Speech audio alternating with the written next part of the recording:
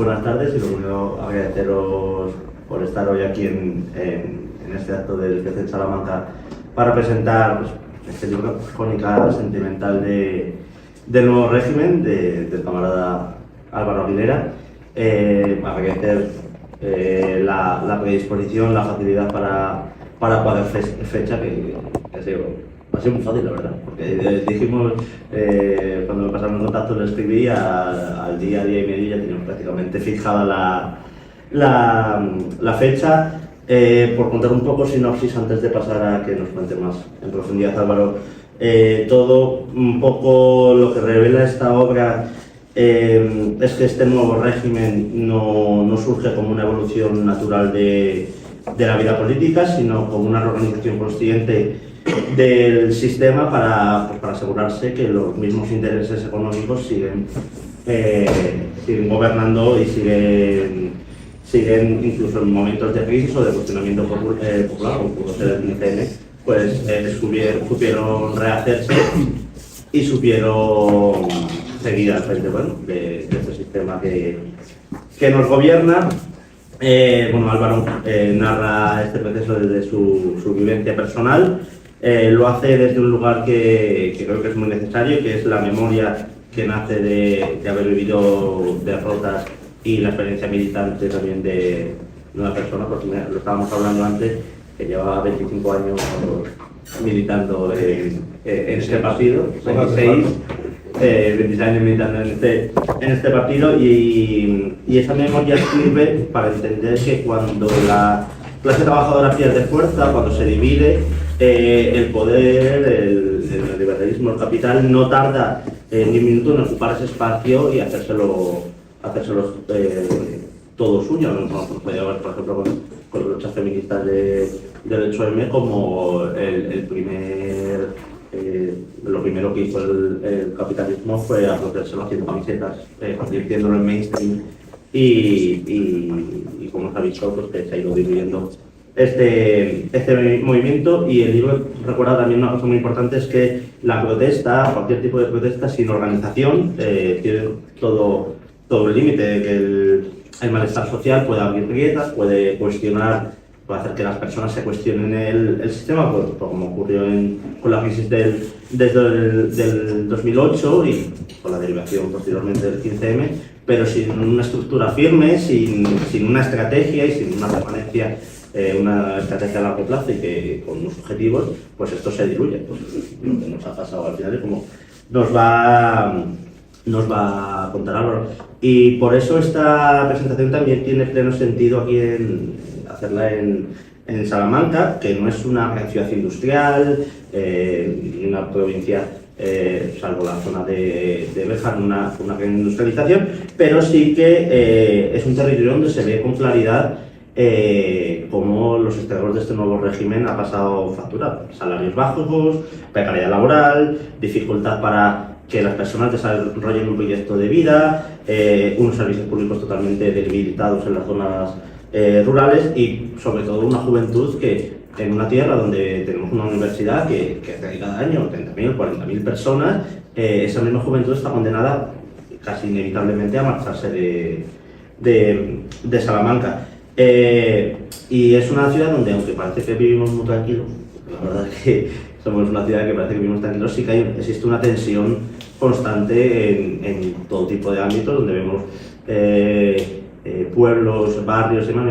Lo hablaba antes, ayer vi una noticia que sacaba Salamanca 24 horas, en el que mostraban que los dos barrios más pobres de toda Salamanca era el arrabal del Puente en Ciudad Rodrigo y un barrio que es Terradillo, que es donde la zona el núcleo poblacional de Terradillos es, junto con el arrabal del Puente en Ciudad Rodrigo, las dos zonas más pobres de toda la provincia de Salamanca, por eso que gobernamos, y que cada vez, pues, no sé, contó Alex, el alcalde de otro día, que sacó una línea de ayudas para universitarios y que poco a poco pues, va mejorando esa situación.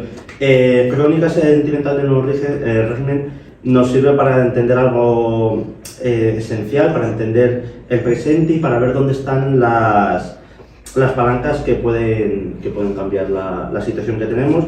y también nos recuerda que la organización es el único antídoto real, que la memoria sin acción no sirve para nada, es pura melancolía, pero que es importante tener esa memoria para que podamos construir un proyecto colectivo que permita que, a base de esas experiencias del pasado, nos permita construir un movimiento que nos libere como clase y que nos permita continuar. Yo no me voy a extender mucho más, os dejo con Álvaro, repitiendo de nuevo el agradecimiento por haber venido y bueno, te dejo todo. Muy bien. Bueno, pues muchas gracias, Rubén. Y muchas gracias al núcleo provincial del Partido de Salamanca por esta invitación, y yo muy honrado de estar aquí presentando el libro y sobre todo favoreciendo algún debate, ¿no? Porque yo sostengo y siempre digo en todas las presentaciones que hay pocas cosas más aburridas que un autor hablando de su obra. Entonces, con lo cual no voy a extenderme demasiado en hablar del libro en sí, más allá de situarlo un poco, algunos elementos de contexto que yo sí creo que son importantes para entender de qué trata el libro, y luego a mí lo que me parece más interesante es que debatamos y que discutamos y hablemos de las cosas que dice el libro o de otras que se nos ocurran, vamos, no tiene por qué ser del libro. Digamos que yo siempre prefiero que se cobre, o sea, que se compre, pero si no, no pasa nada. El libro, esto sí es importante, lo contaré porque creo que es útil para entender cuál es la propuesta. Nace de tres situaciones que concurren en un momento determinado de mi vida y que me llevan a la escritura del libro, ¿no? Y todas coinciden más o menos los aledaños en las postrimerías de cumplo 30 años. Desde hace un momento, Rubén, que llevo 26 años militando en el partido, pero tengo 40, lo importante es el volumen de años sobre la vida total, ¿no? Y este libro surge fundamentalmente a raíz de esas tres experiencias que son muy absurdas, pero que yo creo que son interesantes para entender un poco cuál es la propuesta y dónde nace, ¿no? La primera es que un día veo en YouTube, no en la televisión, un programa que emitía Canal Plus, yo creo que lo han dejado de emitir, pero que era muy interesante, a mi juicio lo era, que se llamaba Epílogo, no sé si os suena, que era un programa que básicamente consistía en una entrevista a una persona que se emitía cuando esa persona había fallecido. Es decir, la condición era que ese programa no salía hasta que esta persona hubiera fallecido, con lo cual generalmente pues decían cosas que igual no hubieran dicho en otro tipo de entrevista, ¿no? Y es la entrevista que os recomiendo ver, está en YouTube, se puede ver fácilmente, a Manuel Vázquez Montalbán. Manuel Vázquez Montalbán, del que evidentemente es heredero este libro, tiene un libro que mucho mejor que este, no va a parar, que os recomiendo leer, que se llama Crónica Sentimental de España, que es una revisión de los años 40, 50 y 60 fundamentalmente de este país, en el que a través de la copla va trazando los usos y costumbres de la España posterior a la guerra y por tanto del franquismo más duro, ¿no? El franquismo, digamos, más contundente. Pero en ese programa Manuel Vázquez Montalbán decía una frase hablando de ese libro que a mí me dejó muy impactado porque me puso un espejo en el que me reflejé de pronto con una virulencia enorme. Él decía en ese programa que hasta los 30 años no hace falta tener memoria, que la memoria es algo que se empieza a necesitar a partir de que se cumplen 30 años. Bueno, yo no sé si es exacta la fecha, pero sí que me impactó porque yo en ese momento tenía más o menos 30 años y realmente era así. Es decir, de pronto había empezado a pensar en cosas en las que no pensaba cuando tenía 20. Cuando tenía 20 pensaba en muy pocas cosas más que en pasármelo bien, fundamentalmente, y además tengo que dedicar a 20 años. Pero de pronto sí que estaba buscando en mi propia memoria, en mi propia biografía, los elementos que me habían configurado como persona, que me habían configurado como ser humano, como sujeto, y estaba empezando a bucear mucho en lo que había sido mi infancia y mi adolescencia y cómo me había configurado para ser la persona que soy, con mis múltiples defectos y mis escasas virtudes, pero que al fin y al cabo yo creo que se forjan fundamentalmente a las personas en la infancia y en la adolescencia. Estos son los años en los que te configuras más, ¿no?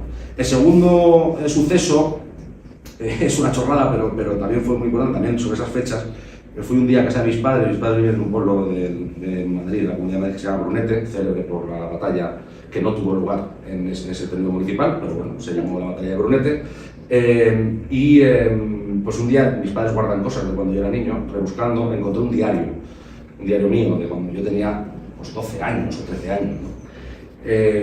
Siempre lo digo que yo era un niño un poco raro, por esto voy a contar, pero en ese diario yo escribía, a mí me gustaba mucho y me gusta mucho el cine, estoy deseando que echen Érase una vez en América en la tele. Érase una vez en América es una película maravillosa de Sergio Leone, que si alguien no la ha visto también le recomiendo que la vea mucho más que lea este libro, o sea, es un peliculón espectacular, pero el hecho que a mí me impactó es que cuando yo tenía 12 años había que esperar a que la echaran en la tele. Es decir, solamente podías verla si la echaban en la televisión. Si no la echaban en la televisión, no era una película de blockbuster, no era una película de videoclub, no la podías alquilar en cualquier videoclub y por tanto tenías que esperar a que apareciese en la televisión para poder verla. Y esto también me causó mucho impacto porque se me había olvidado en estos tiempos en los que de pronto pues, todo lo que queremos lo tenemos casi al instante, había que esperar todas las mañanas leer el periódico a ver qué echaban esa noche o esa tarde para ver la película que te apetecía ver. Y el tercer elemento, este ya menos personal, tiene que ver con una proliferación, cuando se me ocurrió la idea de escribir este libro, de programas, de múltiples programas, sobre los años 80 y 90, fundamentalmente, en la televisión.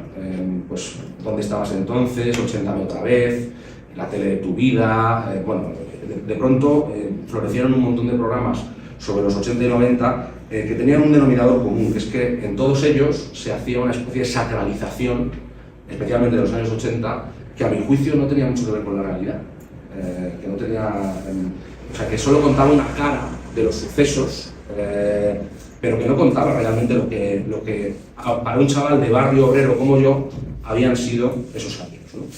Yo nací en el 85, con lo cual, esto alguna persona me lo ha grafeado, por razón.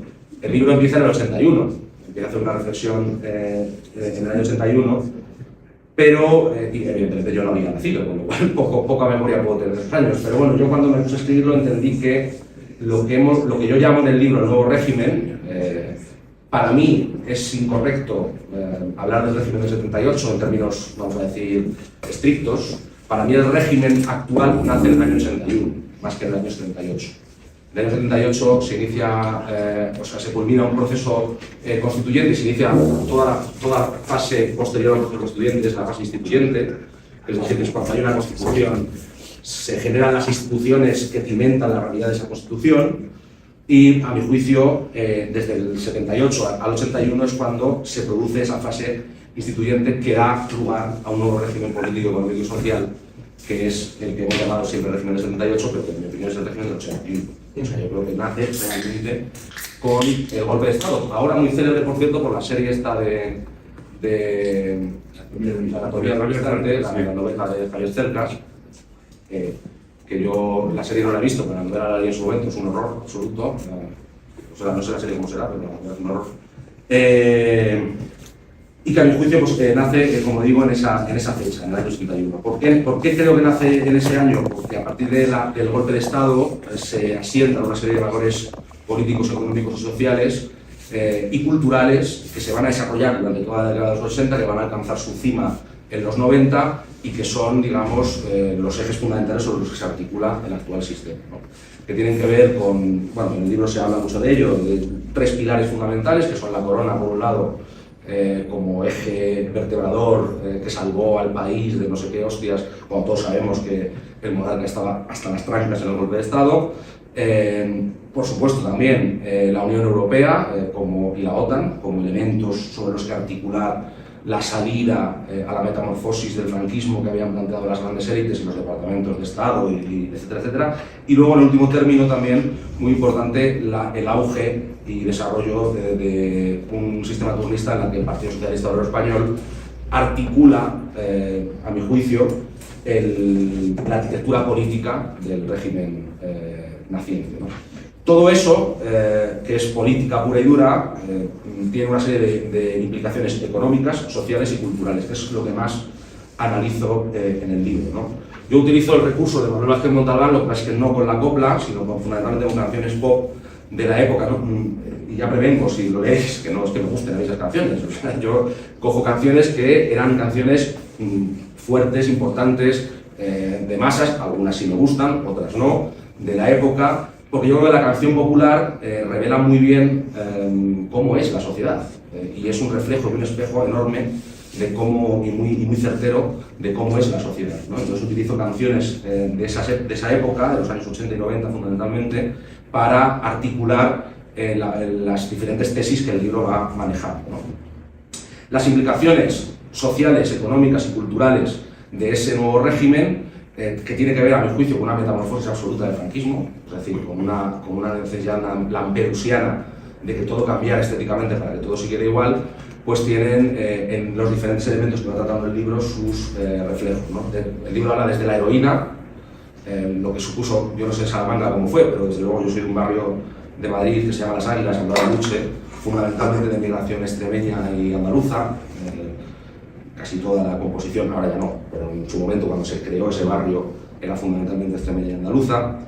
Ese barrio, la heroína fue una epidemia, fue un genocidio absoluto, es decir, la tesis que yo manejo en el libro, no es que sea mía, pero creo que hay más gente que la maneja, es que la heroína es introducida de forma consciente por el poder para acabar con una generación de relevo del movimiento obrero que, desde luego, sin la heroína probablemente hubiera funcionado de una manera muy superior en un momento de reconversión industrial necesaria en este país para los planes que tenía trazados el sistema, por así decirlo, ¿no?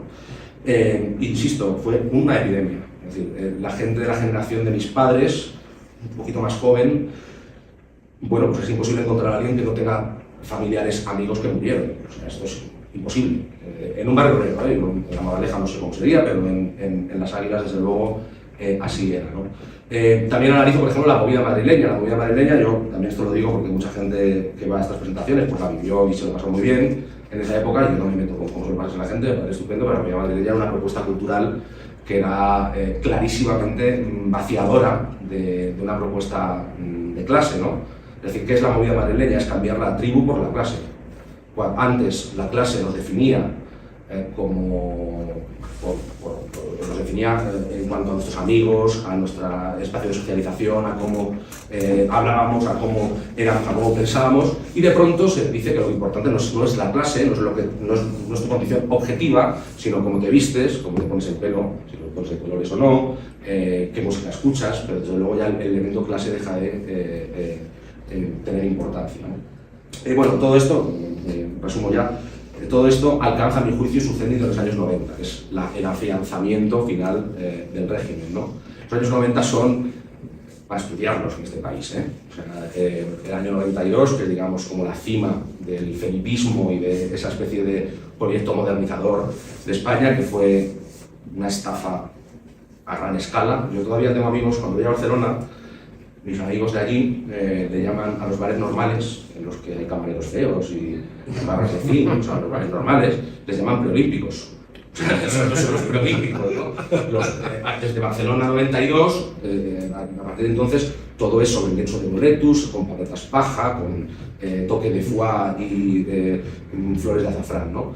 Y caballeros guapísimos y guapísimas, que van son por unos sueldos de mierda, por cierto, pero guapísimos y guapísimas, y en el que es muy difícil pronunciar los platos que te comes, pero que realmente están mucho peor que unos callos o que un cochinillo, vamos.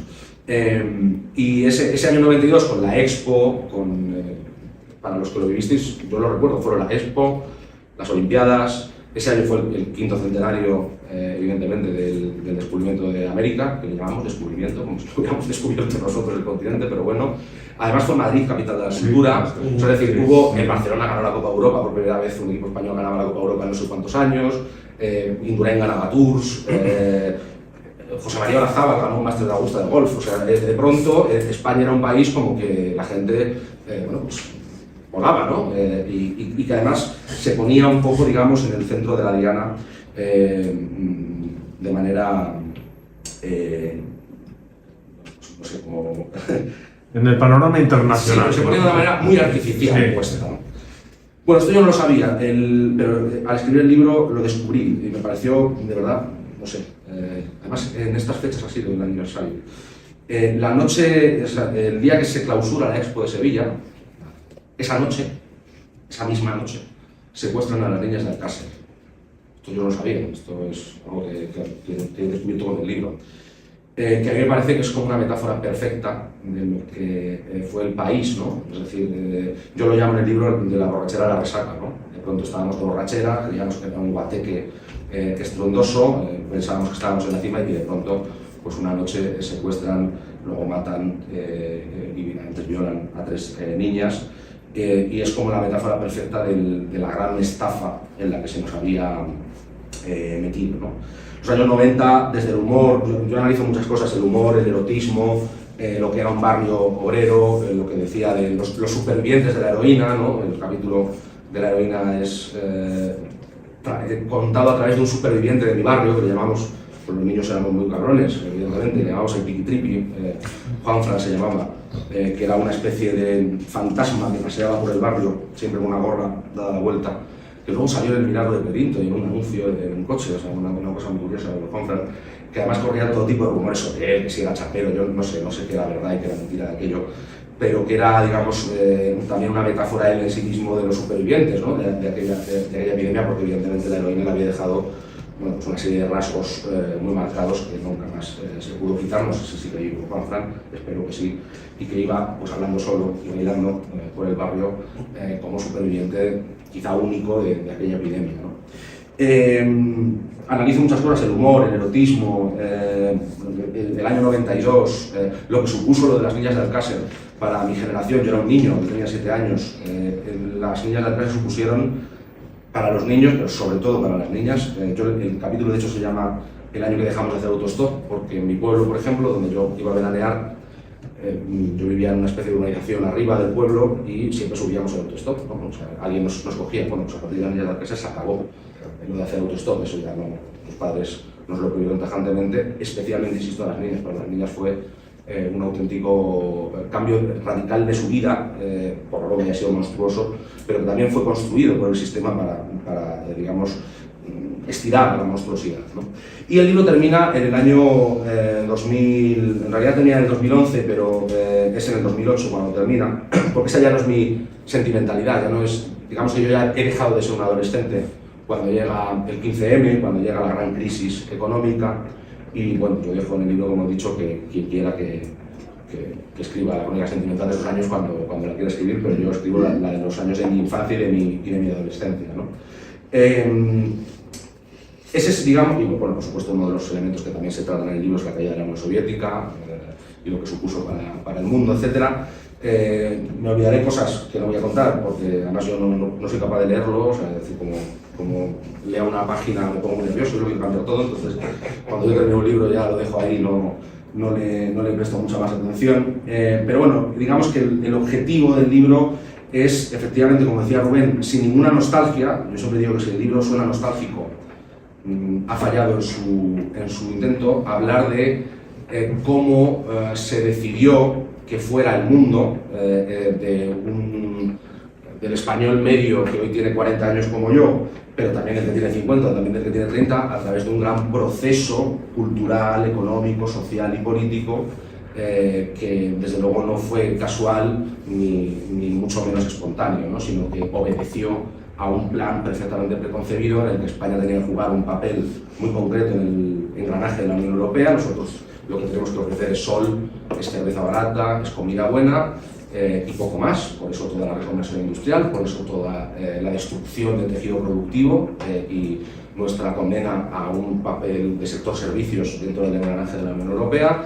Por tanto, un papel enormemente subalterno como país. ¿Y cuál es la implicación que eso tiene en los chavales y chavalas que éramos unos niños, que luego fuimos adolescentes y que ahora somos adultos, ¿no?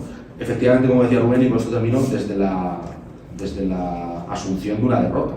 Yo creo que si no asumimos una derrota colectiva, yo no quiero decir que no haya que seguir en la batalla, yo creo que hay que seguir en la batalla y creo que puede llegar a la victoria, pero desde luego la asunción de una derrota clara que tiene que ver con que todo ese plan perfectamente trazado ha seguido funcionando, se ha desarrollado perfectamente y ahora alcanza su cenit en la actualidad en la que incluso yo mismo que viví, lo de escribir ese diario a los 12 años diciendo estoy deseando que la segunda vez me tiren a la tele, yo mismo me sorprendo de eso, ¿no? Porque he entrado en esa, digamos, rueda de que todo lo que quiero lo quiero ahora y lo tengo ya, ¿no? Es decir, el consumismo ha penetrado en nuestras vidas, la paciencia se ha eliminado y bueno, lo que yo quería era contar la cara A y la cara B de aquellos años que se habían sacralizado, que insisto, había una proliferación de programas de televisión que nos convertían en unos años maravillosos de libertad, en los que se follaba mucho, se drogaba todo el mundo era feliz y todo el mundo llevaba los pelos de colores, pero no contaba los efectos de aquella fiesta, que fue la resaca de después, ¿no? Los muertos de las drogas, el SIDA, la destrucción de empleo brutal, la pérdida de condiciones laborales, la parcialización y reducción de la capacidad de organización de nuestra clase, porque, claro, este libro, y con esto termino, si hubiera escrito una persona que nació en el barrio de La Moraleja, pues sería otro libro muy distinto, no tendría nada que ver. La Moraleja, para quien no lo sepa, es un barrio de señores y señoras muy ricas, en realidad no es de Madrid, es de Alcobendas, pero bueno, de Madrid, donde viven Cristiano Ronaldo y todos estos. Y que, desde luego, cuando has sido y eres una persona de barrio, pues te das cuenta de la gran estafa en la que nos metieron. Y también ahora sí diciendo que esto es importante porque no quiero llamar al engaño con el libro, desde una perspectiva de que esto yo pido disculpas, porque es así. Yo fui un niño muy feliz. Me lo pasé muy bien, tuve una infancia maravillosa, mis padres me trataban muy bien, no tuve malos tratos, no me hicieron bullying. Yo estoy muy de acuerdo con Mario Benedetti, que decía una frase maravillosa, que era en un poema, que decía: no seamos sectarios, la infancia puede ser un paraíso perdido, pero también puede ser un infierno de mierda. Bueno, yo tengo la suerte de que fue un paraíso perdido. Sé que para mucha gente fue un infierno de mierda, yo no soy muy consciente. Pero para mí fue un paraíso perdido. Sin embargo, es que se puede ser feliz en medio de una estafa. Yo fui feliz, muy feliz, porque tuve la suerte de tener unos padres que me arropaban, buenos amigos, no ligaba nada, pero bueno, por lo demás bien, y fui feliz en medio de esa estafa, lo cual no quiere decir que no queramos ver que fue una enorme estafa perfectamente planificada y cuyos resultados vemos hoy todos los días. Y ya me callo, porque si no, esto es un infierno. Entonces, yo prefiero que discutamos y hablemos. La verdad que, joder, sí que ahora que hay una manera que sí que lo cuenta, joder, que sí que todo el tema de la heroína, de los miles y miles y miles de muertos que hubo, y esa generación que sí que se nota hoy en día, sí que se nota que tenía que haber sido la generación que contra la Unión Europea, la generación que posteriormente tendría largos años, casi 30, 15 y demás, y que, al menos en mi experiencia militante y demás, es la generación que falta. Sí. A nivel militante. Hay muy poco militante de esa edad y se produce un salto generacional enorme. Lo vemos aquí en Salamanca, que de las personas más jóvenes puede ir, porque es un caso raro. Está José, está Virginia, pero falta una generación justo posterior a esa, que es la de... Anterior. No, y posterior me refiero. Bueno. Posterior a esa, que serían los hermanos y demás de la generación que va después, que la gente... Pero esa no es la afectada por la vida. No, pero me refiero que falta como ese ejemplo, esa referencia que normalmente tenemos en las personas un pelín más mayores y que nos hacen dar el paso a terminar en un sitio u otro. Con lo cual, sí que es un reflejo todo de que parecía que iba todo bien, que era todo maravilloso, Barcelona, el 92, la Expo y demás, pero joder, al final se acaban toda una generación en base a las drogas y demás.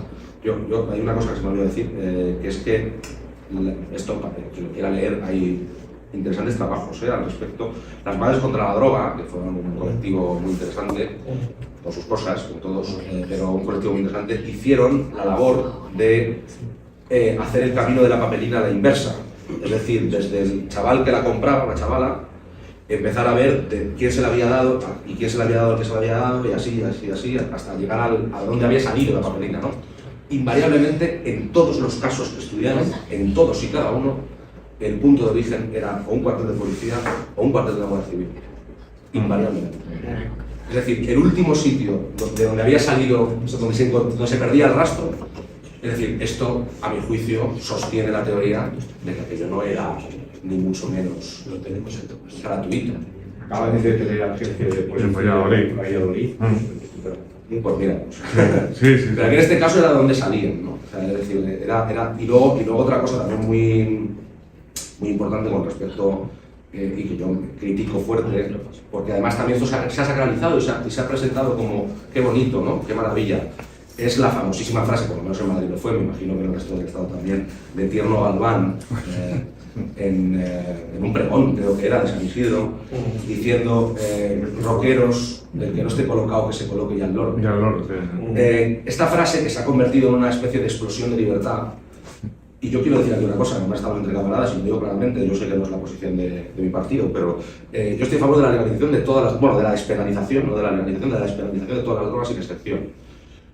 Pero igual que con la lejía, igual que con el ibuprofeno, igual que con muchas cosas, creo que tiene que haber una información aparejada y que luego cada cual con su cuerpo que haga lo que estime oportuno. La frase de un señor que es alcalde de Madrid con mayoría absoluta no es una frivolidad, es un canto al asesinato. Esta es mi opinión. Porque rockero es el que no esté colocado, que se coloque ya el loro, sin información de qué significa colocarse. Es una temeridad, a mi juicio. Y creo que, no creo yo que Tierno Galván quisiera participar en el genocidio, pero es una temeridad. El fruto de su buenismo y de su ignorancia. Claro, pero es que ojo, o sea, esto es como rockeros, el que quiera tomarse la lejía que se la beba un trago. Pero él no vivía a pie de calle. Claro, efectivamente. Entonces, a mí me parece que eso también se ha sacralizado y que se convierte como, fíjate qué libertad había en este país. Bueno, es que la libertad sin conocimiento no existe, esta es mi opinión. O sea, para ser libre hay que tener ciertos conocimientos. Esto no lo digo yo, vamos, ya desde Spinoza lo mantuvo. O sea, la libertad es conciencia de necesidad y por tanto conocimiento de tu necesidad y de tu propia realidad. Entonces esa libertad, a mi juicio, era peligrosa. Pero sí, vamos. Hablando de estafas, a mí me parece la mayor estafa, aparte de la política y la social, es la que se da en un momento en este país donde se dice que el peón de albañil o el barrendero o cualquiera que trabajaba en la producción sin EDIE y sin horario podían ganar 3.000 euros y eran los peores trabajos los hacían los 3 millones de migrantes que vinieron a lo que pudieron, a los que también le dieron suficiente facilidad para que compraran lo que quisieran y al final con la caída de la economía se les arruinó. Pero esa temporada que fue muy larga, ese bienestar daba que no había clases. Si yo trabajo y yo consigo tener el Maserati que tiene el más rico del mundo, porque aunque lo pague a plazos, o el chalet o lo que fuera, pues yo soy una superclase, yo soy de la clase alta. No había clase, aunque fueras el trabajador más desgraciado del mundo porque te tirabas. Como hacía esa producción, la mayoría en el tema de la construcción, tenían que poner tantos metros y con tantos metros ganaban tanto dinero. Pero imagínate el esfuerzo lo que supone. Y eso hundió. Primero, la satisfacción de ser de clase que al final se les vino abajo. Y la necesidad de pertenecer a una clase para luchar por tu derecho. Tu derecho era tener dinero. Lo que tú querías era tener dinero. Y ya está. Y ese salto que dice es lo que se dio en este país. Claro, es que hubo un momento en que la modernización impuesta esta, yo lo digo mucho en el libro, ¿no? Como que no estaba de moda ser obrero. Eras obrero rico. Claro. La clase media. Eso es un invento. Es un invento del franquismo. Esto que estáis hablando es muy interesante, pues esto en realidad el primero que lo estudia es Gramsci. En el cuaderno 22, Gramsci dice, en Italia, esto es de los años 20, en Italia, que iba por delante de todo esto, decía, se está produciendo efectivamente una entrada de una nueva ideología que él llamaba Fordismo o americanismo, decía, y efectivamente está vinculado a una esclavitud salarial, a unas situaciones de explotación, etcétera, pero al mismo tiempo una capacidad de consumo. Y eso quien lo denunciaba muy bien era Julio Artita. O sea, Artita en eso era muy bueno, porque yo creo que lo identificó perfectamente bien. Yo lo que me pregunto, Álvaro, y te pregunto a ti, a ver si me das alguna pista, pero yo estoy perdido. Es decir, ¿por qué? Cuando ese proyecto de modernización del felipismo, que efectivamente pasa por un aumento del consumo, y hay una época, la España de los 90 tiene un problema estructural de paro, sus 3 millones de parados, y tiene unos problemas estructurales enormes, precariedad, CTT, está en un montón de tal, pero es verdad que aumenta la capacidad de consumo. Entre los 70 y los 90 está claro que hay un cierto acceso a la capacidad de consumo de buena parte de la población trabajadora, que explica un aumento de la adhesión al régimen. O sea, explica que la gente esté contenta con lo que hay y tal, porque efectivamente hay un aumento de la capacidad de consumo. La tragedia, en mi opinión, ¿cuál es? Que tras ese largo periodo, en el que, por cierto, no nos defendimos tan mal para como era, yo lo veo en retrospectiva y digo, joder, ni tan mal. O sea, la propuesta de las 35 horas en aquella época, que era revolucionaria en los 90, una medida socialdemócrata, pero que era revolucionaria porque era disputar el tiempo de trabajo. Golpe de pecho bastante fuerte. Hombre, claro. Eso era el año 95, era una, En el era 94 una medida tremenda. en la huelga del 94 era una reivindicación. Era tremenda, Sí, era sí, tremenda, o sea, ni tan mal. Y la cuestión que yo no soy capaz de resolver es por qué estalla la crisis económica del 8-12 y todos pensábamos, bueno, ahora llega el momento y ahora es cuando nuestras propuestas se ponen sobre la mesa y tal, y en lugar de eso nos debilitamos más que nunca. Nos fragmentamos, perdemos apoyo, aparece Podemos de repente y nos come la tostada por dentro. ¿Qué pasa aquí? Y eso creo que además, puesto que esto es una novela generacional y creo que somos de la misma quinta casi, yo tengo 43, tú tienes 40, somos del mismo, casi del mismo o sea, creo que también tenemos algo que decir, ¿no? Como militantes, no sé si tenemos que pedir perdón quizá generacionalmente a los jóvenes, ¿no? Y decirle, oye, os hemos dejado esto destrozado y yo creo que tenemos que pedir disculpas, ¿no? Porque los que teníamos el protagonista dentro les hemos legado una cosa, yo creo que bastante reventadita. Pero es algo tremendo. Es decir, cuando en principio la crisis económica debería haber dado la oportunidad de un rearmamiento de la izquierda, tenemos no solo aquí, en toda Europa, los partidos comunistas más debilitados que nunca y con supuestas alternativas que no cuajan.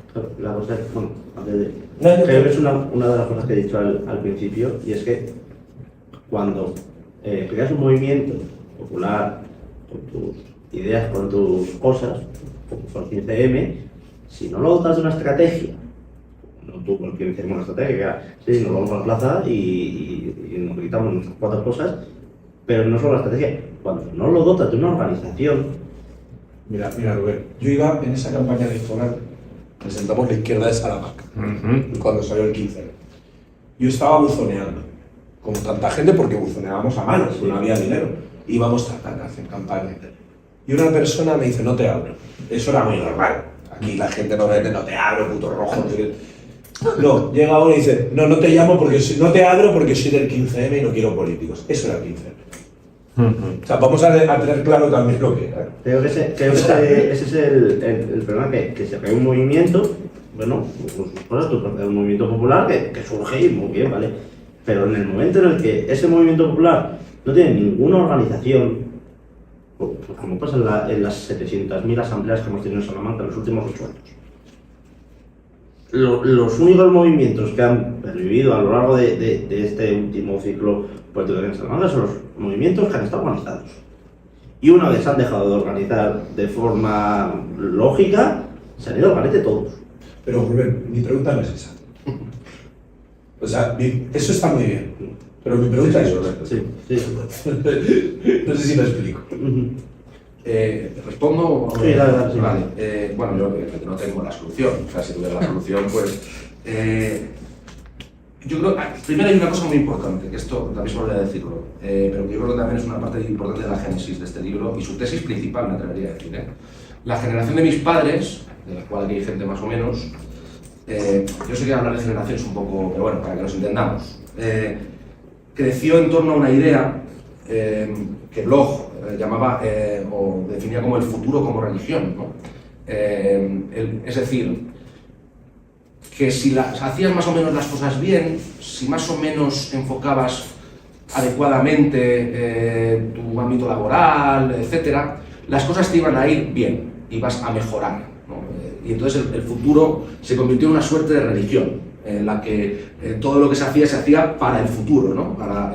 Además, esto es una cosa muy de la hegemonía que Gramsci efectivamente veía muy bien en otros ámbitos también, de decirnos cómo tenemos que pensar, ¿no? O sea, acumula para mañana y cuando quieres. Llegas mañana, estás hecho polvo, destruido y a veces muerto, ¿no? Pero más o menos funcionaba esa idea. Y más o menos, ojo, como hubiera dicho Sarren, más o menos se cumplió en los años 90, con toda la estafa que eso llevaba encima y con lo que también mencionaba Esteban, del tocomocho, del crediticio que llevó luego a la burbuja inmobiliaria, que hubiese un sector de la población para unos determinados trabajos, otro sector para otro, etcétera, etcétera, en su cima final, pero más o menos funcionó. ¿Qué, a mi juicio, hace el sistema posteriormente? Y por eso yo creo que el 15M son indignados y no revolucionarios, y por eso yo creo que no supimos verlo. Lo que hace, y por eso yo escribí este libro, es la idea del pasado como religión. Es decir, no pienses en tu presente, no pienses en tu futuro, ni siquiera generes una religión en torno a eso, sino que y ahí es donde está la sacralización de los años 90 y 80. Lo que hay es una necesidad de pensar que las cosas van a ir como iban antes, ¿no? Ya no era, o sea, mis padres nunca, a la generación de mis padres jamás se les ocurrió decir, a ver si las cosas van como antes, ¿no? Era, por Dios, que no vayan así, o sea, y vamos mejorando, etcétera, etcétera. Y los que tenemos ahora mismo esta edad, joder, macho, igual tendría que ir las cosas como antes, ¿no? Todo es mentira, a mi juicio, todo es mentira. Entonces, ¿qué se nos pasó a nosotros? Entiendo yo, o qué no supimos bien, por qué no fuimos capaces de, a pesar de que las condiciones objetivas eran mucho mejores que las que podía haber habido anteriormente, pues lo primero, se nos olvidó que era lo que queríamos construir. Es decir, es que es la diferencia entre un indignado y un revolucionario. O sea, indignado es imposible no estar, creo yo, o sea, pero es que los chavales estos que votan a Vox están indignados también, O sea, quiero decir que no pensemos que son simplemente gilipollas, no, están indignados a su manera y votan a Vox, o se hacen de Vox, o al PP, o me da igual, por otras razones, pero también están indignados. ¿Qué se nos olvidó? Se nos olvidó que la diferencia entre un indignado y un revolucionario efectivamente es la organización, pero también es entender que tienes que tener una propuesta de futuro. Y yo creo que nosotros lo que pecamos, en primer lugar, pecamos de que no hicimos, y yo soy un exponente igual que Sarren aquí, es decir, nuestro tiempo tendría que haber sido ahora. Es decir, antes, cuando yo era chaval, lo normal es que una persona accediera a la Secretaría General de un partido a partir de los 40. Yo entré con los 28 años de secretario del Partido Comunista de Madrid. O sea, eso era una anomalía histórica. Lo normal es que hubiera sido procurador en Cortes con 43, 44 años, no con 35. Pero, y eso también, o sea, por un lado fue una situación objetiva de debilitamiento y también fue una enorme y absoluta egolatría y soberbia por nuestra parte, que creímos que estábamos inventando la pólvora. Y creímos que, pero no el 15M ya, las candidaturas de unidad popular, la institucionalidad, todas estas cosas, la nueva política en torno a criterios éticos que nada tenían que ver con la ética política, a mi juicio, con la ética fuerte, con la profunda, con la importante. Y de pronto hicimos algo así como que es que o nosotros o nadie, ¿no? Y nos olvidamos un poco de que quizá no era nuestro momento. O sea, yo creo que el error, a veces también es verdad que no había otra opción. O sea, es decir, no había más. O sea, que no quiero echar toda la responsabilidad en nosotros, pero igual no había otra opción. Pero también es verdad que yo creo que pecamos de soberbia y pecamos de creer, o sea, yo esto lo decía mucho en la época, digamos, de las candidaturas de Unidad Popular, Carmena, aquí. Haremos una banca, era, ¿no? O sea, éramos 4. O sea, que de pronto, bueno, yo sé, Santiago de Compostela, Barcelona, ¿no? Parecía que nos íbamos a comer el mundo y tal. Y yo vivía en Lavapiés en ese momento, muy cerca de una calle que se llama Argumosa. La calle Argumosa era la segunda casa de los de Podemos. O sea, eso era, si tú bajabas, yo no bajaba por no verlos, o sea, les tenía mucho asco ya entonces. Pero bueno, sí, al final sí me bajaba. Alguna vez me encontraba con la hermana de Sarri, por allí, porque también vivía por allí y tal. Nos encontrábamos todo el rato todos porque éramos, no sé, como el Montparnasse, pero de los idiotas, ¿no? O sea, y allí nos encontrábamos, ¿no? Y yo una vez a uno de Podemos se lo dije, digo, ¿sabes cuál es el problema? Que aquí todos os creéis que sois Charles de Gaulle. Y que creéis que sois estadistas, pero te voy a decir una cosa, y me dije yo entonces, ahora está muy de moda hablar mal de ese señor, pero yo ya lo hacía entonces, o sea, quiero decir, y le dije, Alberto Garzón también, sé que Charles de Gaulle, o sea, quiero decir, el problema es que todos nos creemos que somos Charles de Gaulle, que tenemos una capacidad de estadistas, que estamos viendo lo que los demás no ven, que sabemos que el momento es ahora y que ahora o nunca, estas tonterías que decíamos entonces. Y yo creo que ese fue, ese pecado de soberbia, es lo que explica en gran medida hoy esto. Y que lo único que ha sobrevivido a duras penas, precisamente ha sobrevivido, que es básicamente el PC Izquierda Unida, y a duras penas, fíjate cómo estamos, ha sobrevivido por la cultura política. Sí. Y yo siempre que voy a un acto, siempre que hablo del libro, yo reivindico la cultura política, porque la cultura política es una cosa importantísima. Tiene que ver con reuniones largas. Sí, reuniones largas, no pasa nada. Tiene que ver con escucharnos, tiene que ver con hacer nosotros la caseta y las tortillas y los turnos y no sé qué y no sé cuántos. Esa cultura política que los demás no tienen es por lo que todavía seguimos aquí. Si no fuera por eso, habríamos desaparecido. No creo que sea la solución, pero algo de eso. Bueno, muy de acuerdo con esto último que has dicho, la egolatría, la nueva política, anda huevos. Pero bueno, yo estaba pensando en 3 cuestiones que te quería plantear y una curiosidad. De todo lo que has dicho me ha parecido muy interesantísimo, muy de acuerdo, y creo que yo al menos no lo había oído, pero me parece muy acertado el término genocidio en esa lacra que fue durante los 80. El mundo de la heroína que afectó a, que está Chencho delante de mí, gente que éramos de la generación de los 60, especialmente, ¿no? Bueno, yo sí estoy bastante de acuerdo contigo que es una estrategia muy medida por el sistema capitalista, ¿no? Y que incluso, en general en todo el país, pero en Euskadi se ve de una forma más nítida, ¿no? Que tenía que ver en la lucha contra ETA, contra el mundo abertzale de izquierdas, y que está siempre, lo vamos a decir, y por desgracia muy reciente, ¿no? Con este comisario en Valladolid, sigue por desgracia patente de mandos de la Guardia Civil y de la Policía que están involucrados en esa convivencia y connivencia peligrosa con el narcotráfico, ¿no? Muy de acuerdo, me parece muy acertado ese término genocidio, porque es verdad que, bueno, no es por nada, de los que nacimos en los 60, yo pienso que ha habido gente muy brillante, ¿no? Pero se cercenó de una manera muy clara todo el poderío que tenía esa generación. Antes de ayer no ha muerto Robe. Robe también es una víctima de ese genocidio. Ha muerto ya con 63 años, pero que duda cabe, ¿no? Y el legado cultural que deja es muy importante. Por poner un ejemplo muy reciente, ¿no? En eso estoy muy de acuerdo. No estoy de acuerdo contigo, pero bueno, esto va para gustos literarios en el análisis o el comentario que has hecho sobre el libro de Javier Cercas, Anatomía de un instante. A mí, yo lo leí hace 5 o 6 años, me pareció muy interesante, la verdad. Y desveló cosas que algunos suponíamos, que bueno, Pilar Urbano, también hay que decirlo, en el año 87 se atreve ya a reflejar en un libro, pero que Javier Cercas profundiza más en esa política torticera de Estado en la que está inmersa la monarquía de emérito en concreto y esos juegos políticos de aquel momento, del 81, ¿no? de Suárez, bueno, todo esto, ¿no? A mí sí me pareció un libro muy interesante. Y hombre, yo creo que en favor de Javier Cercas hay que decir, yo creo que lo hemos conocido recientemente, ¿no? A tenor de la serie esta que produce Movistar, que el propio emérito le abronca, ¿no? En París, en un sarao en el que coinciden, porque no le gustó, evidentemente, lo que cuenta en el libro, ¿no? Pues bueno, eso, ya quieras que no, en favor de Javier Cercas, dice algo, ¿no? Si le hubiera lavado el gusto, pero no, le da bronca porque no le gusta que cuente las verdades que cuenta en ese libro que a mí, yo cuando lo leí, de verdad me pareció interesantísimo.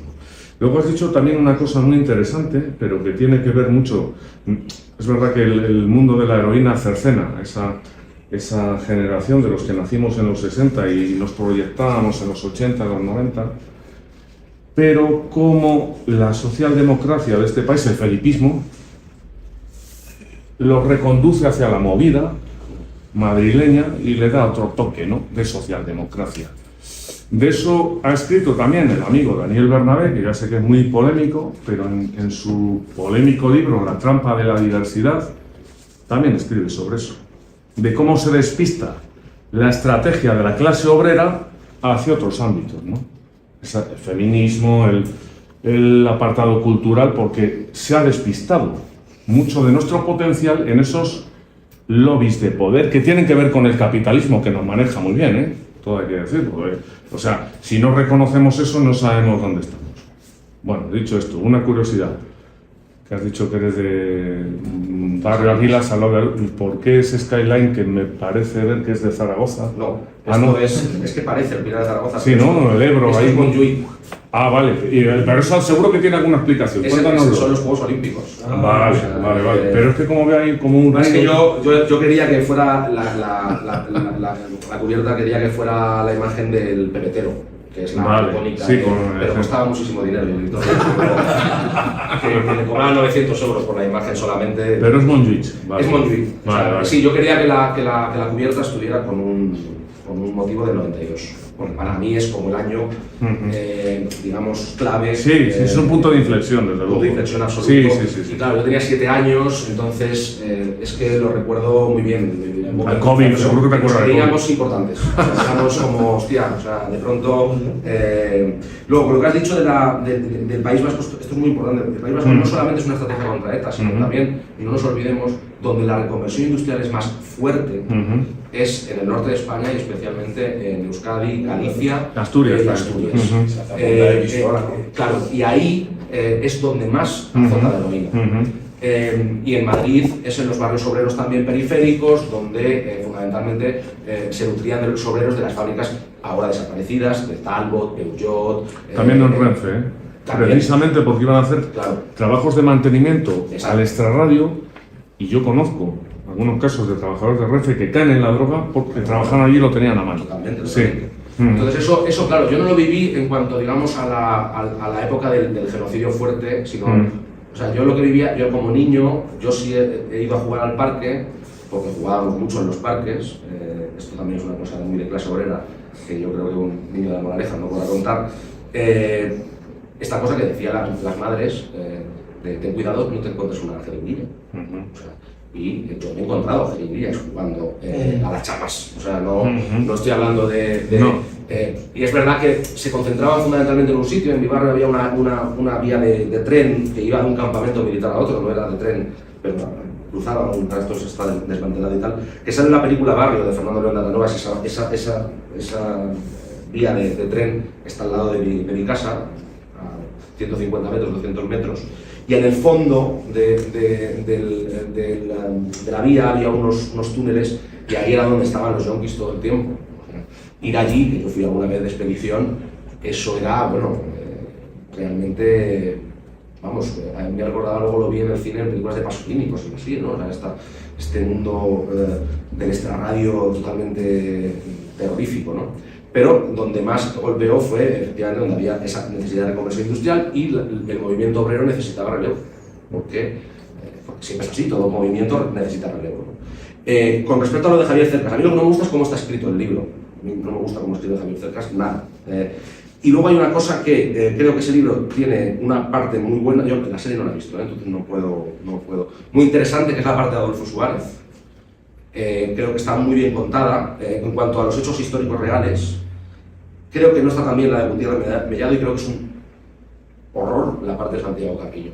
O sea, en la que se da importancia a personajes que históricamente no la tuvieron, o sea, no sé, caballero, documentese un poco más, o no hable de Carrillo, diga, y también este señor se quedó sentado, pero no lo deje contar, porque es un follón, pero la parte de Carrillo es que no se sostiene. O sea, yo recuerdo, hace ya años que lo leí, pero recuerdo que se le daba una importancia tremenda al propio Santiago Carrillo, como si él tomase las decisiones de los abogados de Atocha, me acuerdo que era. Y entonces Carrillo, en la casa de Teodulfo Lagunero, dijo, iremos en silencio. Hombre, yo supongo que eso sería una reunión del comité ejecutivo, ¿no? Por lo menos, digo yo, vamos, no sé. O sea, era esta cosa, sin embargo la de Suárez a mí, que Suárez sí que fue un personaje solitario todo el rato, que hizo muchas cosas en soledad absoluta. Es verdad que muy apoyado por Gutiérrez Mellado, que yo creo que tampoco está demasiado bien contada. Gutiérrez Mellado es un personaje interesantísimo históricamente. Él vivía en Villaviciosa de Odón, que es un pueblo al lado de Brunete, el pueblo donde viven mis padres, y tuve la oportunidad de conocer a gente de su familia, no a él, pero a gente de su familia, y es un personaje interesante.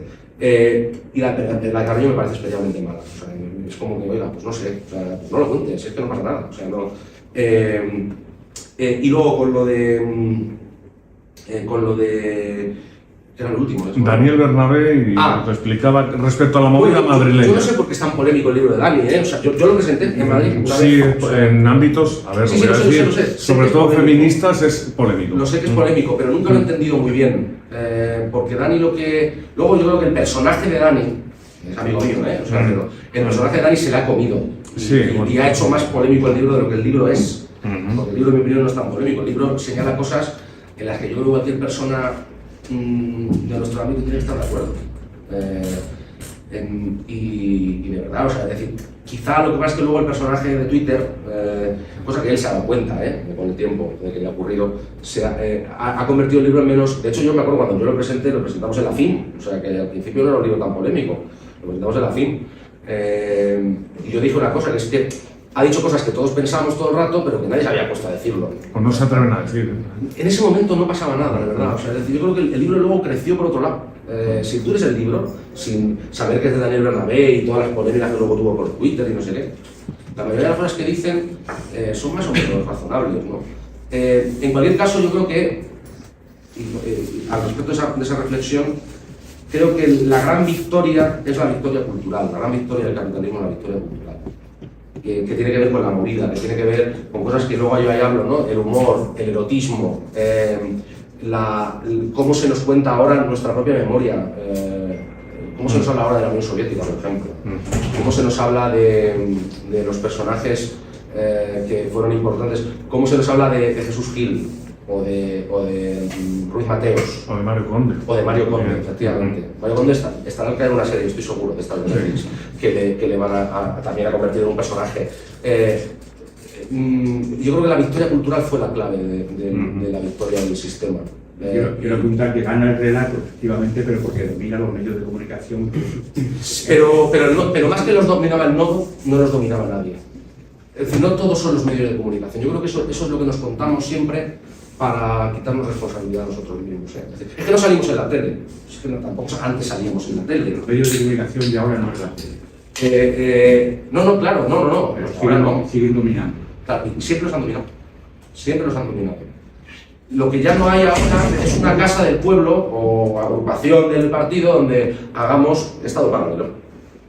Esto es lo que no tenemos ahora. Antes también ocurría esto. Y antes había mucha más control sobre la información que ahora. Y mucho más, todo mucho más sesgado, vamos. Y antes había muchas menos cadenas de televisión, y muchos menos periódicos, y muchas menos fuentes de información, y muchas menos fuentes primarias. Había más tabernas. Claro, había más tabernas y había más organización. Es decir, a mí una de las cosas que siempre me han fascinado del Pichí del PCF, que en España yo creo que por razones que no vienen a cuento nunca supimos hacer, es que fueron capaces de generar un estado paralelo. Y tú ibas, o sea, todavía hoy pasa con el PD, pero que ya no es lo mismo, claro, pero es que había fiestas de pueblos, que la fiesta del Pichí del pueblo era la fiesta del pueblo. La fiesta del Partido Comunista de Italia, de ese pueblo, no de la provincia, ni de ese pueblo, era la fiesta del pueblo. Es que el PCF fue, vamos, la Humanité, pero el Partido Comunista francés fue el principal, ¿cómo se llama esto?, patrocinador del Tour de Francia durante muchos años. Esto ya no lo sabe. Yo no sabía eso. Pues fue el principal patrocinador del Tour de Francia, haciendo un deporte popular, sí. Que era un deporte popular, y que, o sea, quiero decir, tenían una capacidad de construcción de estado paralelo en la que daban alternativa de ocio, cultural, artística, etcétera, que evidentemente los medios lo seguían teniendo los de siempre. La información la seguían teniendo la hegemonía los de siempre, pero había una manera de contrarrestar que ahora no tenemos. No tenemos. Esta es la verdad. No sabemos hacerlo, bueno. Volviendo un poco también a la pregunta, pero es que no sabemos hacerlo. Porque además, esto es muy importante también, seguimos dando respuestas fordistas a una sociedad que ya no lo es. Y esto en el sindicato es... El sindicato del que yo estoy afiliado, yo soy de comisiones obreras, pero tenemos una... Ya no es el fordismo. Claro, tenemos una estructura de fordista Sí, pero ahí seguimos. que ya no existe. O sea, si es que ahora un tío que trabaja en Deliveroo no sabe quién es su jefe, no sabe quién es su compañero si no se lo encuentra por la calle. Su relación con el mundo laboral es una app que le llega aquí no sé qué, hostia, que de trabajo, esto tenemos que analizarlo. Seguimos teniendo estructuras para una sociedad de grandes fábricas. Ya no hay. Es fordismo. Es fordismo. Yo de la parte del libro, un poco lo que comentaba, siempre se dice que, yo soy un poquito más que tú, yo creo que yo soy de la desarrollo de la generación que se perdió con el tema de la vida. Yo no voy a decir qué barrio soy, porque luego hay mucha estima con el barrio en el que soy, pero vamos a decir que barrio no de clase obrera, pero no tan de clase obrera como había usuarios en Valladolid, que trabajaba todo el mundo de la Renault. Aquí había mucha más población que era gente que era viuda y tal, pero la droga sí que entró bien, o sea, me dio a un nivel que dentro de mi colegio se vendía droga, que no se eran blindados porque nos disparaba mucha gente que vendía droga, es decir, cosas bastante duras. Y bueno, esa dureza nos hizo un poco que nada más que pasábamos del colegio al instituto, y después con el FB, la organización de la clase trabajadora era enorme. Es decir, había otros barrios que podían tener más población obrera que nosotros. Todo lo que era el barrio, había un barrio que se llamaba el barrio de la Fasa, que era lo que era la Renault, pero o sea, de esa generación, yo soy del 82, cuando llevaba 14 años, me acuerdo, lo primero que hicimos nada más llegar al instituto es, al día siguiente, estábamos encadenados en la puerta porque nosotros no teníamos calefacción en el instituto, éramos el único colegio de instituto de Valladolid que no teníamos calefacción. Entonces, que también, yo digo cuanto peor mejor, pero que ahí sí que las condiciones que tenías, que eran duras de verdad, sí que hizo que muchísima gente se organizase y que muchísima gente que todavía está organizada ahora, más o menos venimos de esa parte, gente del 82, 80, 85 y tal, que sí que habíamos visto la droga, o sea, me refiero, vamos, la droga que la vendíamos dentro del colegio, podías comprar droga dentro del colegio directamente. No podíamos salir a hacer el test de Cooper porque estaba yendo de fringy, o sea, me refiero bastante duro, y sí que eso luego se ha mantenido luego una lucha de la clase trabajadora en mi barrio, que para que hagamos una idea, hemos llegado a ganar elecciones y quiero unida en mi barrio. Sí, sí. O sea, ¿Qué barrio es el tuyo, tío? No lo voy a decir. Sí, joder, Lo digo, que aquí no lo conoce nadie, yo sí. Quiero que quede grabado. Política en la dirección, vale. Entonces, quiero decir, yo digo cuanto peor mejor, pero también es verdad que cuando realmente lo tienes jodido, sí que hay más organización de la clase trabajadora, porque sí que veíamos que claramente estamos en discriminación respecto a otra gente de la ciudad, incluso de gente de clase obrera. Sí, claro. Yo creo que eso se ha contado mejor, Yo creo que al final la tendencia a organizarse tiene que ver con las condiciones objetivas. Cuando estás jodido, pues tienes a organizarte, y cuando no estás jodido, pues tienes a relajarte, ¿no? Son dos cosas distintas. Yo, francamente, lo que creo, si sabes cuál es tu barrio, y aunque lo hubieras dicho, tampoco saber qué significa, porque no conozco Valladolid en esa profundidad, sí diré que lo que me suena a tu barrio es a un barrio de lo que hoy llamaríamos aristocracia obrera. Es decir, que era, curiosamente, y sigue siendo así, donde más movilización hay. En realidad no es tan curioso, en realidad tiene que ver con que son los reductos del fordismo. Es decir, si tú vas yo qué sé, yo estoy convencido de que en el ámbito industria, en la Comunidad de Madrid, no hay ningún convenio mejor que el de Airbus. Airbus es una empresa que hace aviones, bueno, o sea, la hostia. Allí el comité es, vamos, no le pueden muy combativo, coser, además, sí. Muy combativo. Y ganan 4.000 pavos al mes. O sea, ganan un dineral, o sea, tienen unas condiciones cojonudas que se han ganado ellos, ojo, y no se lo ha regalado a nadie. Claro, ¿qué pasa? Que en Airbus siempre van a, bueno, lo que ha hecho la empresa ahora muy inteligentemente es ir haciendo subcontratas. Es decir, no renueva plantilla, lo que hace es la plantilla, sigue manteniendo las condiciones, pues no pueden hacer contra ella nada, pero van cogiendo subcontratas para hacer lo que antes hacía la plantilla. En cualquier caso, lo que quiero decir con esto es que esos rezos del fordismo en el que ese modelo de organización funcionaba. Es decir, si tú parabas la fábrica, El empresario se tenía que sentar contigo, por cojones, porque es que al final terminaba perdiendo el dinero. Y al final llegaba a convenios muy buenos en los que la tasa siempre se lleva la tasa de ganancia, porque el empresario siempre se lleva plusvalía, pero, digamos, bueno, se tenía que sentar y llegar a unas condiciones muy positivas para el trabajador o la trabajadora. Y esto repercutía también en los chavales que se rebelaban en el colegio, y esto repercutía, es decir, si tú te vas a las zonas más castigadas, a lo que podríamos llamar el lumpen, ahí no hay conato de rebelión casi nunca, ni siquiera en los colegios cuando no hay calefacción. ¿Por qué? Pues porque la desesperanza es contrarrevolucionaria, es decir, llega un momento en el que la gente dice, pues es que ni aunque nos organicemos vamos a conseguir nada. Se convierte en resignación. Claro. Y esa es la diferencia, vuelvo a hablar antes, entre un indignado y un revolucionario. Es decir, que la indignación no sirve de nada si no la conviertes en una propuesta alternativa. Indignados vivimos todo el rato, es que solo se puede estar indignado con todas las mierdas que vemos todos los días en la televisión. O sea, el que no esté indignado, bueno, es que no es un ser humano, vamos, sinceramente, ¿no? Claro, hay una diferencia entre qué convertimos la indignación, si eso lo canalizamos en algo o no. Y eso no creo que tenga que ver solamente con el cuanto mejor peor. O sea, es decir, ojalá todo el mundo fuera como los trabajadores de Airbus. Y ellos no están peor. No están peor que los de Deliveroo, ni de lejos. Tiene que ver con sus condiciones materiales, con sus condiciones objetivas, con muchas cosas.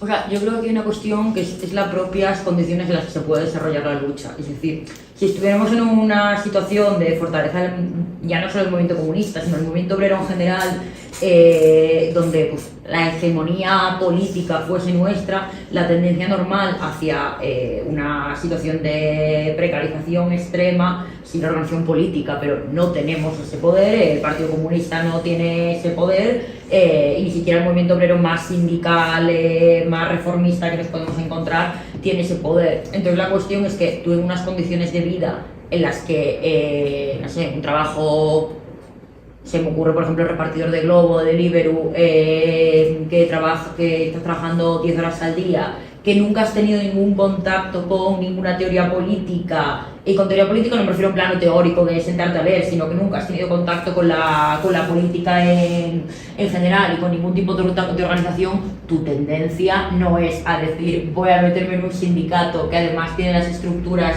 más burocráticas, es el caso de, bueno, tu gente las desconozco más, pero de comisiones obreras. Sí, claro. Hay que reconocerlo, ¿verdad? Sí, no, esas son las que más conozco, o sea, el caso de comisiones obreras, que no te van a permitir de ninguna manera solucionar tu situación, bueno, solucionar desde luego, no, pero paliar tu situación vital, que al fin y al cabo es tu situación política, ¿no? Pero es que eso no va a cambiar mientras no se cambie cuál es nuestro papel, cuál es el papel, y ya no hablo simplemente del movimiento comunista, sino cuál es el papel del movimiento obrero y de la derrota en la que lleva viviendo décadas.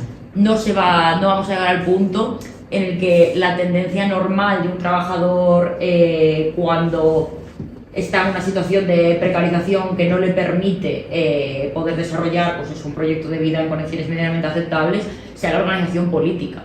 Es que para eso tenemos que ofrecer una propuesta política sólida que no tenemos. Claro, yo estoy completamente de acuerdo. Lo que pasa es que la cuestión es que tenemos que sentarnos a pensar cómo, Sí. Porque, insisto, estamos todo el rato dando soluciones fordistas a una actividad que ya no lo es. Esto es algo que, por eso los sindicatos de clase están condenados a, si no cambian, en mi opinión, es una opinión personal, no tiene por qué ser compartida, aunque yo la he compartido con algunos dirigentes sindicales, a convertirse en sindicatos única y exclusivamente de administración pública y de industria. De los restos de industria que quedan en el país, que son 4 mierdas, por así decirlo. Bueno, y entendiendo también como industria la aeronáutica, bueno, lo que sería la FSC, que llamamos ahora, ¿no? En comisiones. Eso es la ciudadanía. El resto, vamos, o sea, es que o hay un cambio, o, porque claro, en la administración pública hacer una huelga sí tiene efecto. Un efecto objetivo, es decir, tú cierras hoy la oficina del paro y mañana todas las personas que tenían cita con el paro la tienen que tener mañana, porque es que si no, y entonces eso genera un estrés a la administración pública. Pasa la huelga educativa y los padres no tienen con quién dejar a los hijos porque ahora el colegio no solamente es para que te formen, sino para dejarlo. Para dejarlo, sí. Esto es muy importante. O sea, tienen ese estrés, etcétera, etcétera. Pero sí, claro, ahora hay empresas en las que parar. Una huelga al viejo estilo no tiene mucha repercusión. No tiene gran repercusión, ¿no? Claro, ¿cómo hacemos esto, ¿no? ¿Cómo lo pensamos? Es que hay que readaptarse. Es que si no... Y luego ya viene, porque a mí lo que me decían mis mayores, yo sí que, a pesar de la soberbia que hablábamos antes, yo siempre he escuchado mucho a la gente mayor, porque yo creo que este partido lo mejor que ha tenido siempre es la gente anónima. Lo digo de verdad. O sea, siempre por encima de los dirigentes. Yo casi no he conocido ningún dirigente de altura en este partido, vamos a decir que ninguno, incluyendo a mí. Pero sí que he visto esta gente que hace las tortillas, las mujeres, estos son los que saben. Y a mí lo que me han contado siempre, la mayoría de estas personas, hombres y mujeres, es que entraron en el partido porque ellos no sabían nada, pero estaban en una empresa, y había un tipo, una tipa, que era el ejemplo de la empresa, el que más trabajaba, el que más ayudaba, el que cuando había un problema tenía una solución, el que les reunía, hay que hacer esto, no sé cuánto, y que luego al tiempo se enteraban de que era de comisiones obreras y de PC. Después, ¿no? Porque había una dictadura y no era lo primero que no se podía decir a una persona.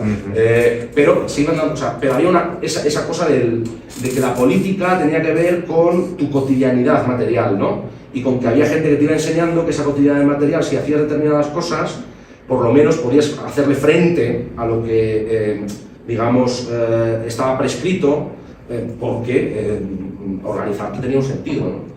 Ahora, claro, esto es muy difícil, sobre todo además, y yo, perdonad que me meta en este jardín, pero bueno, chicos, o sea, esto lo conté en Valladolid, en la presentación del libro también. Hace poco, en las fiestas del barrio del Pilar, que es un barrio de Madrid, que siempre ha sido muy obrero, siempre ha sido muy obrero. Sí, de hecho, ahí en nuestra caseta siempre hemos sacado liberales absolutos, porque venía todo el mundo. Y este año, y el año pasado, estaban los chavales y las chavalas de 18 o 20 años en el de Vox. Estaban en la de Vox. Y yo me acerqué a uno y le pregunté, oye, ¿por qué estáis aquí? O sea, porque me sorprende un poco, ¿no? Además, no, o sea, porque si eran cayetanos de estos, con el bueno, o sea, pero no lo eran, ¿no? Y me dijo, porque son los únicos que están en contra del sistema, bro. Yo sé que es mentira que están en contra del sistema, los de Vox, pero esto es lo que perciben los chavales. Si el sistema es una mierda y usted está en contra del sistema, usted es de los míos.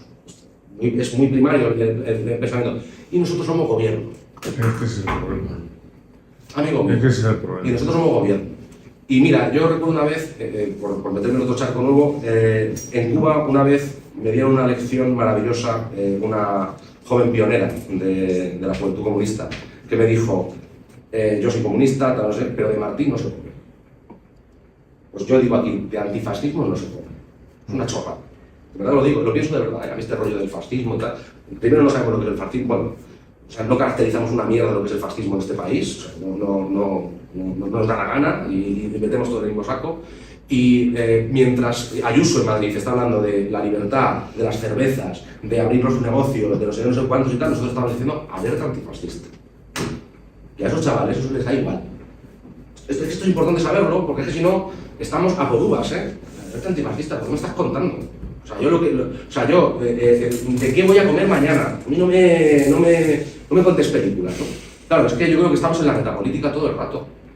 Y si estamos en la metapolítica, pues no pasa lo que pasaba a nuestros mayores y a nuestros mayores, que es que lo que hacían tenía una realidad, o sea, tenía un reflejo cotidiano en sus condiciones de vida materiales. Claro, tangible. Lo que tú has dicho en un centro de trabajo, que había esa persona de referencia que además no se proyectaba como comunista o de comisiones obreras. No. Luego se sabía. Pero ahí estaba. Cuando había un problema con el jefe, ahí estaba. Claro. Bueno. Pero ahora estamos con el antifascismo. Bueno. Y en eso estamos. Si nadie tiene nada que decir. Pues Hemos dicho mucho, Agradecerte. Sí, agradeceros a vosotros. La verdad es que ha sido muy fácil. O sea, no se ha hecho nada de Rojales, yo digo. Tú también. Claro, también es verdad que estás radicalizado. La libertad de dejar los cargos políticos. Sí. Bueno, yo diré que yo siempre he dicho estas cosas, aun cuando era secretario del partido. creo que no hay que contar películas. El otro día en Valladolid, en un acto más público, digamos, con una señora de identidad, pues dice más o menos lo mismo. Y a mí yo creo que la gente lo agradece, que les hablemos como si no fueran gilipollas, vamos, que les hablemos... Sí, hay que decirlo, por ejemplo, esto que acabas de decir, y yo estoy muy de acuerdo, y bueno, parece que no nos empezamos a destapar, David, te digo a ti porque eres aquí la máxima autoridad política. Sí, totalmente de acuerdo. Es que nos está perjudicando como comunistas ser parte del gobierno, y estamos viendo hechos recientes que están aconteciendo con el PSOE y lo que no es el PSOE, que yo también me acuerdo de lo que pasó con el señorito Errejón hace un año, pues que avergüenzan, pero que es la puta realidad. Como estaba whatsappeando ahora luego se lo diré a David, porque es un amigo nuestro, el felipismo versión 3.0, ¿no?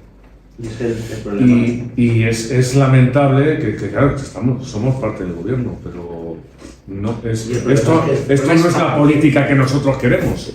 Por un lado, ¿para qué? Y por otro lado claro. es, mencionamos la boca, hablar de línea roja. Ojo, ¿dónde está la línea roja?